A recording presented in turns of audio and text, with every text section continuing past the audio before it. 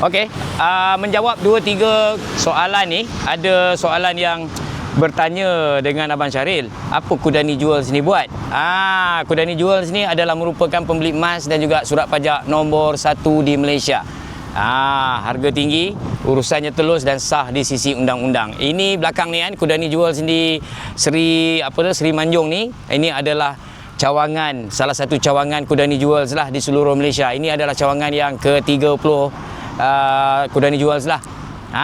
Dan juga kepada anda yang berada di sekitar Seri Manjung ni, boleh walk in lah. Ataupun kalau luar jauh sikit daripada sekitar Seri Manjung ni, call je nombor tertera di video ni. Kami boleh datang ke tempat anda. Contohnya di Bagan Datuk ataupun Teluk Intan, Setiawan ke, agak susah nak datang kan, kami boleh ke rumah anda. Urusan kami memang depan-depan.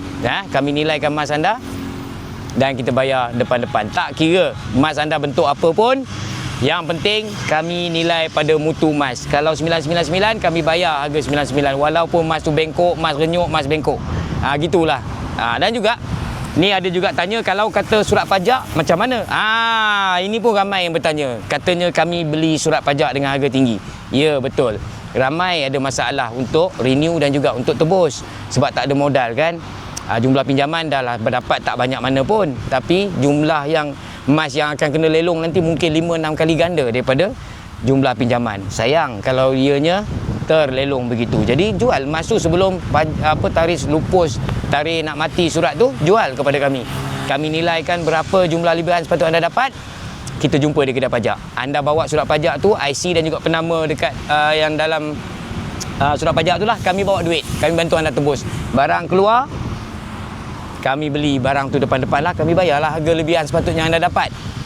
Tu juga. Dan juga ada juga yang tanya ni, katanya kalau di luar kawasan, contohnya Ipoh kan, tak ada masalah.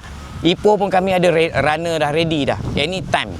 Call saja buat appointment, kami datang ke tempat anda.